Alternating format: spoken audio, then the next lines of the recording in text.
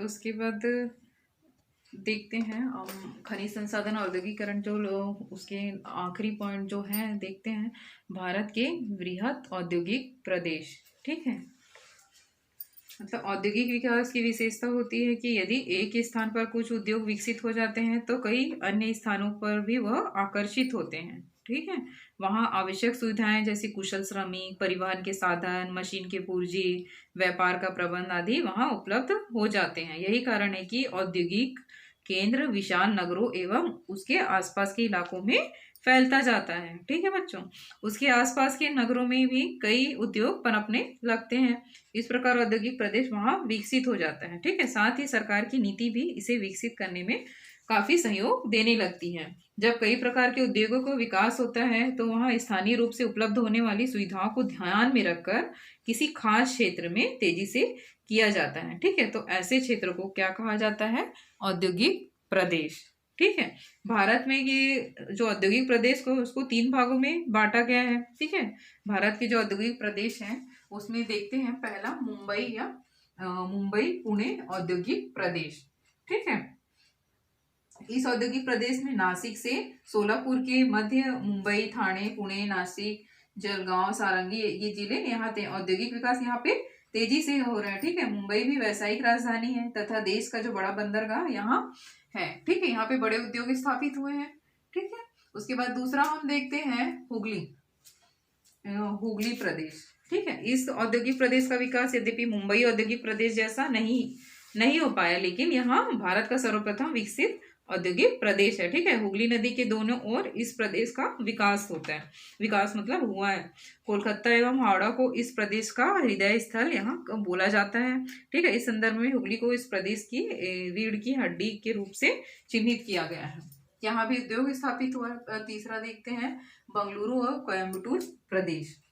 ठीक, बेंगलुरु जो है कर्नाटक की राजधानी है और कोयम्बटूर पड़ोसी राज्य तमिलनाडु का औद्योगिक केंद्र है। दोनों शहरों के बीच एक लंबी पट्टी के औद्योगिक उद्योगों का विकास हुआ है। ठीक है, यह प्रदेश कपास का मुख्य उत्पादक क्षेत्र है। तो चौथा देखते हैं हम गुजरात प्रदेश। उसके बाद देखते हैं गुजरात प्रदेश। ठीक है, इस प्रदेश में 2 प्रमुख शहर अहमदाबाद और बड़ोदरा स्थित है, इसलिए इसे अहमदाबाद और बड़ोदरा औद्योगिक प्रदेश भी बोल सकते हैं। ठीक है, इसके प्रमुख औद्योगिक केंद्र जामनगर, राजकोट, सूरत, भुर्चा, गोधरा में है। ठीक है, अहमदाबाद में क्या है? सूती वस्त्र के सर्वाधिक मिले हैं। ठीक है, सूरत में हीरे की कटिंग, सोना चांदी के जेवर और वस्त्र विकसित है यहाँ पे। ठीक है, गुजरात औद्योगिक प्रदेश में। उसके बाद देखते हैं हम 5वां छोटा नागपुर औद्योगिक प्रदेश। इस औद्योगिक प्रदेश का विस्तार कहाँ पे? पश्चिम बंगाल से लेकर दामोदर घाटी, सिंह भूमि एवं उड़ीसा तक है। ठीक है, यहाँ पे सिंह भूमि का जो क्षेत्र है लौह अयस्क, तांबा, यूरेनियम, मैग्नीज के लिए, दामोदर घाटी कोयला के लिए यहाँ पे जानी जाती है। ठीक है, तो 6वां देखते हैं हम विशाखापट्टनम गुंटूर क्षेत्र। विशाखापट्टनम में यह औद्योगिक प्रदेश विशाखापट्टनम जिले से लेकर प्रकाशम जिले तक स्थित है। इस प्रदेश में विकसित होने का कारण विशाखापट्टनम तथा मछलीपट्टनम के यहाँ पे प्रमुख बंदरगाह हैं। ठीक है, गोदावरी नदी घाटी में पेट्रोलियम पदार्थ व कोयला यहाँ पे मिलते हैं। ठीक है, 7वां देखते हैं हम गुड़गांव दिल्ली मेरठ प्रदेश। दिल्ली के आसपास के शहरों गुड़गांव, फरीदाबाद, मोदी, अंबाला, ठीक है, यहाँ जो क्षेत्र है तक इस प्रदेश का यहाँ पे विस्तार है। यह प्रदेश खनिज स्रोतों से काफी दूर है, अतः जो इलेक्ट्रिक सामान है, मोबाइल, खेल के सामान, बिजली, ठीक है, ये जो इलेक्ट्रिक उपकरण है, कृषि यंत्र, ठीक, यहाँ पे क्या जो है प्रमुख मात्रा में यहाँ पे मिलते हैं।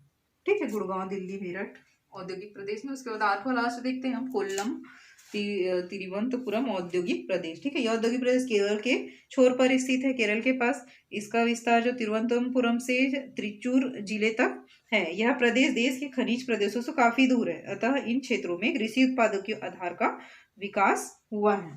ठीक है, और कृषि के साथ साथ यहाँ सूती वस्त्र उद्योग, चूनी उद्योग, रबड़ उद्योग और कागज उद्योग, मछली उद्योग आधारित उद्योग यहाँ पे मुख्य रूप से, नारियल उद्योग भी यहाँ पे रेशे के लिए यहाँ पे उद्योग जो है स्थापित हो गया है। ठीक है, इस प्रकार जो है भारत के वृहत औद्योगिक प्रदेश को 8 भागों में विभाजित यहाँ पे किया गया है।